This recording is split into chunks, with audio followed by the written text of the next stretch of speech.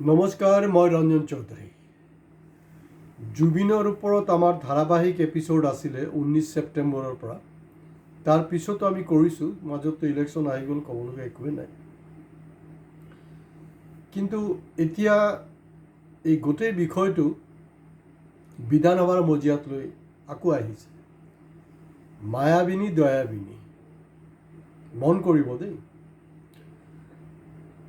হিমন্ত বিশ্বক মই কোনো তৈলমৰ্দন কৰিবলৈ খোজা নাই, কিন্তু ৰাজনীতিটো ৰাজনীতি হয়। এণ্ড অফ দি ডে য'ত জিতা হৈ চিকান্দাৰ। আটাইতকৈ বেয়া কথাটো হ'ল যে জুবিনে কি কৈছিলে যে ৰাজনীতি নকৰিবা বন্ধু, কিন্তু এণ্ড অফ দি ডে আমি কি দেখা পালোঁ? যিসকলে ৰাজনীতি কৰিলে তেওঁলোককে আকৌ অসমৰ ৰাইজে, জুবিন অনুৰাগীয়ে জয় কৰি পঠিয়ালে। এইটোতো সঁচা, ইয়াততো আপুনি একো মানে হেৰি কৰি লাভ নাই, মিছাকৈ ক্ৰিটিচিজম কৰি লাভ নাই। এইটো একেবাৰে সঁচা কথা। মুখ্যমন্ত্ৰী ডাঙৰীয়া এই যে বিষয়টো যে অধ্যক্ষক এড্ৰেছ কৰি যি তেওঁ স্পীচটো দিছিলে, একচুৱেলি কোনো উত্তৰ নাই। এই যি তেওঁ বাক্যবান প্ৰয়োগ কৰিছিলে নহয়, তাৰ আচলতে কোনো উত্তৰে নাই। আৰু উত্তৰটো মোৰ হাতত আছে, মই দিব পাৰোঁ, কাৰণ সেইটোক মইতো দি লাভ নাই। কাৰণ কংগ্ৰেছী হওক বিৰোধী হওক, মোৰ ফ্ৰী কনচালটেঞ্চিটো তেওঁলোকৰ নালাগে, তেওঁলোকৰ বুদ্ধি বেছি। এতিয়া মূল কথালৈ আহোঁ। আমাৰ চুবুৰীয়া ৰাজ্য ওয়েস্ট বেঙ্গল, তাতো একজন কিন্তু ষ্টাৰ ঢুকাইছিলে, যেটোক মানে খুব সন্দেহৰ আৱৰ্তত আছে, এতিয়াও আছে, মানে ক্লিয়াৰ নহয় বস্তুটো। ৰাহুল চাগে তেওঁৰ নাম, ৰাহুল কিবা লিখে। তেওঁৰ ঠিক সমুদ্ৰ তীৰতে তেনেকুৱা এটা ঘটনা হ'ল, সমুদ্ৰত গৈ ঘটনাটো হৈছে, যেনেকৈ জুবিনৰ হৈছিলে। এই বস্তুটো কিন্তু বিজেপি ৱেষ্ট বেংগলত 100% এনকেজ কৰিলে। কেইবাটা ইছ্যু তেওঁলোকে এনকেজ কৰিলে বাৰু, সেইটো বেলেগ কথা। মানে বাংলাদেশত 2024 যে দীপু দাসক হত্যা কৰিছিলে, হিন্দু মানুহজনক, তেতিয়া যোনটো মানে তাৰ বিজেপিৰ যোনটো ভেলকিবাজি, সেইটোত বঙালী বুৰ্বক বনিলে। তাৰপিছত SIR কথাটো আহিলে, সেইটোত গ'ল। মাজত কেইবা হাজাৰ শিক্ষকৰ যে চাকৰি গুচি গ'ল, সেইটো কেইবাটা ফেক্টৰ তাত প্লে কৰিলে। আৰু য'তে য'তে লুজ বল পাইছে তাত কিন্তু বিজেপি দল মানে ছিক্সাৰ আৰু হেৰি পঠাবলৈ মানে মাৰিবলৈ একদম তেওঁলোকে এৰি দিয়া নাই, একদম দম মাৰিছে। 4-6, 1-2 ৰানৰ কোনো ছিষ্টেমে নাই। কিন্তু কংগ্ৰেছৰ বিজেপিৰ পৰা ৰাজনীতি শিকিবলৈ আছে। তেওঁলোকৰ দুৰ্নীতিটো শিকিবলৈ দৰকাৰ নাই, কমচে কম ৰাজনীতি শিকক। বিশেষকৈ অসমৰ সন্দৰ্ভত মই এটাই ক'ম যে হিমন্তৰ পৰা ৰাজনীতি শিকক, বেলেগতো আৰু কি ক'বলৈ আছে। তেওঁলোকে কংগ্ৰেছে কি বুলি ক'লে যে আমি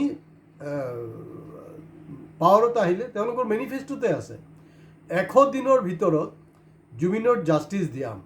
তো জাষ্টিছ যে দিব বুলি কৈছে, তাৰ কিন্তু কোনো ৰোড মেপ নাই। কেনেকৈ দিয়াব? কাৰণ সেইটো বিশ্বাসত ল'ব পৰা নাই ৰাইজে। কেইবাটা ফেক্টৰ আছে। RG Kar মেডিকেল কলেজ কলিকতাত যে ঘটনাটো হৈছিলে, ৰেপ হৈছিলে, মাৰ্ডাৰ হৈছিলে, হোৱাৰ পিছত এই যে নিৰ্ভয়া না অভয়া কিবা নাম যে তাৰ হেৰি কৰা হ'ল, এটা নেৰেটিভ দিয়া হ'ল, তাৰ যে তাইৰ মাক বিজেপিৰ কেণ্ডিডেট বনোৱা হ'ল আৰু বিজেপি জিকিলে তাত, মানে কোনো ভবাও নাছিলে। কিন্তু একেইখিনি কাম গৰিমা শইকীয়া গাৰ্গক দি কিন্তু অপজিশ্যনে কৰিব নোৱাৰিলে। হয়, শুনিছোঁ এনেকুৱা এটা নেৰেটিভ চলি আছিলে যে জালুকবাৰী সমষ্টিত ৰাইজৰ দল অথবা লুৰিণৰ পাৰ্টীয়ে তাত মানে গৰিমাক কণ্টেষ্ট কৰাব। কেনেবাকৈ সেইটো হিমন্তৰ কাণত গুচি আহিলে। তো তেওঁ সেইমতে গোটেই ফেমিলিটোক তেওঁৰ কণ্ট্ৰলত কেনেকৈ ল'ব লাগে সেইটো তেওঁ কিন্তু ল'লে। আৰু এইটো সঁচা কথা, অপ্ৰিয় সত্য, যে জুবিনৰ পৰিয়াল, বিশেষকৈ গৰিমা যে আছে, গৰিমা কিন্তু যি ভূমিকাটো ল'ব লাগিছিলে, মূলা গাভৰুৰ যি ভূমিকা ল'ব লাগিছিলে, এইটো তেওঁ লোৱা নাই, জানি শুনি লোৱা নাই বুলি মই ক'ব বিচাৰোঁ। তেওঁ কিন্তু স্কুলত কেতিয়াও যোৱা নাই তেনেকুৱা নহয়, পঢ়া শুনা জনা ছোৱালী। কংগ্ৰেছে কি কৰিব লাগিছিলে, কংগ্ৰেছে গৌৰৱে নিজে কণ্টেষ্ট নকৰি যোৰহাট য'ত জুবিনৰ জন্মস্থান তাত গৰিমাক কণ্টেষ্ট কৰাব লাগিছিলে। তেনেকুৱা বহুত যি ধৰণে গেমবিলাক খেলিব লাগিছিলে সেইটো খেলাই নাই। এতিয়া চাওক, যিসকল মানে কিলাৰ হাতিয়াৰা তেওঁলোক প্ৰতিজনেই মুখ্যমন্ত্ৰীৰ পৰিয়াল, তেওঁৰ ওচৰ পাজৰৰ লগত এটা ন এটা কানেকশ্যন আছে। কাৰো কিন্তু কংগ্ৰেছৰ লগত তেনেকৈ কানেকশ্যন নাই। ইমান বঢ়িয়া মানে স্কোপ, এই স্কোপটো কিন্তু তেওঁলোকে মানে হেৰুৱালে আৰু জীৱনভৰ হেৰুৱাই থাকিব। জুবিনক লৈ কিন্তু জুবিনৰ আত্মাই কিমান কষ্ট পাইছে চিন্তা কৰক। এই যে আমাৰ অপদাৰ্থ তথাকথিত জুবিন অনুৰাগী আছে, কিমান কষ্ট পাইছে তাহাঁত জুবিনে। যে মই কৈছিলোঁ যে ৰাজনীতি নকৰিবা বন্ধু, আৰু যিসকলে ৰাজনীতি কৰিছে জুবিনক লৈ তেওঁকে ভোট দিলে, এইটোতো ফেক্ট। আপুনি যিমানে EVM-ৰ কথা পাতক, যিমানে 1200 টকীয়া আঁচনি কওক, যি খুচি কওক, এণ্ড অফ দি ডেটো কথাটো সেইটোৱে নহয়, বেলেগতো একো নহয়। তো এতিয়া মই এটা বস্তুৱে ক'ব বিচাৰিছোঁ যে এইবিলাক কাৰোবাৰ মৃত্যুক লৈ ৰাজনীতিটো কৰিব নালাগে, কিন্তু ইমান টাফ এটা ছিচুৱেশ্যনত হিমন্ত বিশ্ব শৰ্মা কিমান ইজিলি গেমটো খেলিলে। আৰু যেতিয়া তেওঁ কৈ আছে যিসকলে জুবিন বিৰোধী আছিলে তেওঁলোকে কেতিয়াও কিন্তু জুবিনৰ অনুষ্ঠান কৰা নাই। যেতিয়া তেওঁ কৈ আছিলে যে বৰপেটা, অৰ্থাৎ তেওঁ ইণ্ডিকেট কৰিব বিচাৰিছিলে যে মুছলিম অধ্যুষিত যিবিলাক অঞ্চল আছে তাত য'ত মানে কেতিয়াও জুবিনৰ কোনো অনুষ্ঠান হোৱা নাই, তাৰ পৰা দেখা গৈছে বাছে বাছে মানুহ জুবিন অনুৰাগী আহিছে। কথাবিলাকতো সঁচা, সেইবিলাকতো আপুনি ডিনাই কৰিব নোৱাৰে। আৰু সেই বৰপেটা বা চৰ চাপৰিত যিবিলাক আমাৰ MLA আছে, আপোনালোকে কমেণ্ট বক্সত কমেণ্টছ কৰক, একজন MLAৰ নাম কওকচোন যিজনে নেকি তাৰ উত্তৰ দিছে যে নাই আমাৰ এনেকুৱা এনেকুৱা কথা। বা ইভেন এই যে চুমা গগৈ, এই অখিল গগৈ কিডাল কৰিলে, তাত কি ৰাজনীতি হৈ আছে এতিয়া। আমি দুদিনমান আগতে শুনিলোঁ স্পীকাৰৰ পৰা যে নাই এতিয়া অখিল নাকি মানে উগ্ৰ হৈ থকা নাই, তেওঁ মানে শান্ত হৈছে। আৰু ঠিক দুদিন পিছত লাগি গ'ল আচল ৰূপত, মানে চব ছেটিং, অখিলৰ লগত পূৰা ছেটিং। এইবিলাক কথাটো ওলাইছে, পেপাৰ পত্ৰ ওলাইছে, মানে বিজেপিৰ একদম ইলু হৈ আছে, অ'পেন চিক্ৰেট। মুখ্যমন্ত্ৰী আঙুলি টোৱাই কথা পাতিছিলে, আৰু তেতিয়া দেখা গ'ল মানে আমাৰ মানুহবিলাক ইমান বদমাছ হয়, ইমান মিছলীয়া হয়, ইমান হাৰামী হয় এইকেইটা। দেখা গ'ল কি তেওঁলোকে অখিলে কৈছে যে আপুনি মোক শিক্ষকৰ নিচিনা আঙুলি টোৱাই কথা নাপাতিব।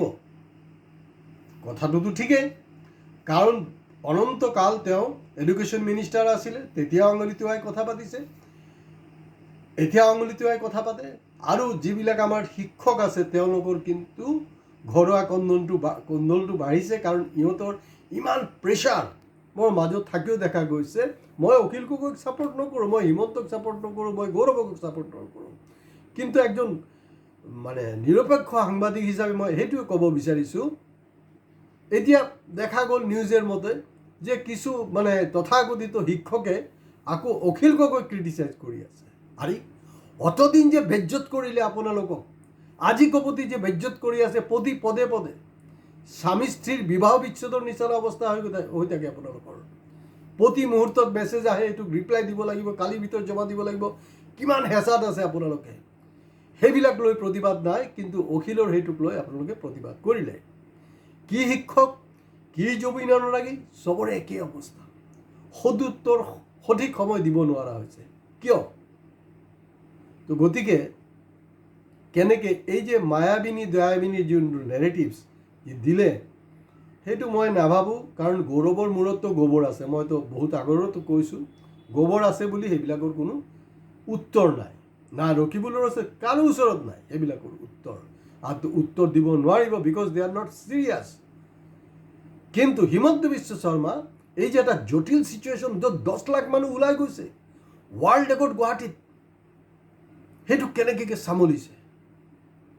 এই বস্তুবিলাকতো আপুনি চাব লাগিব ন। গোটেই তেওঁ কৈছিলে যে 10% জুবিন অনুৰাগী মোৰ ফালে আহিছে 2025-ত। মই তেতিয়া মোৰ এপিছডত কৈছিলোঁ যে 2026-ৰ ইলেকশ্যনলৈকে কিন্তু সেইটো 60 to 70% হৈ যাব। মোৰ যে ভৱিষ্যতবাণী, মোৰ যে ৰাজনৈতিক বিশ্লেষণ, এইটো যে 100% নহয়, 1000% সঠিক আছিলে সেইটো কিন্তু নিৰ্বাচনী ফলাফলে এইটো আকৌ এবাৰ প্ৰমাণ কৰি দিলে জুবিন গাৰ্গ ফেন ক্লাব লাষ্ট আহি পাইছে তাহাঁতি লেংটা হৈ গ'ল না আমি কোনো বিবৃতি নিদিওঁ কোনো আন্দোলন নকৰোঁ সেইটোতো ইমিডিয়েটলি হেৰি কৰিব লাগে এই যে ককৰোচ পাৰ্টি অসমতে কিছুমান ওলাইছে লাজ নালাগে গাধাকেইটা জুবিনক লৈ একো কৰিব পৰা নাই কেনে তো তোমালোকে যেতিয়া জুবিনক লৈ একো কৰিব পৰা নাই এইটোও নহ'ব মই বহুত আগৰ পৰা কৈ আছোঁ যে জুবিন ন্যায় নাপায় কি কংগ্ৰেছ কি বিজেপি যোনে আহক কাৰণ যি ধৰণৰ প্ৰতিবাদটো হ'ব লাগিছিল আপোনালোকে একো ঘণ্টা কৰিব পৰা নাই আৰু মই যিখিনি কথা কৈছোঁ ইয়াত জুবিনৰ ওপৰত মোৰ যি 19 ছেপ্টেম্বৰৰ পৰা ধাৰাবাহিক এপিছড আছে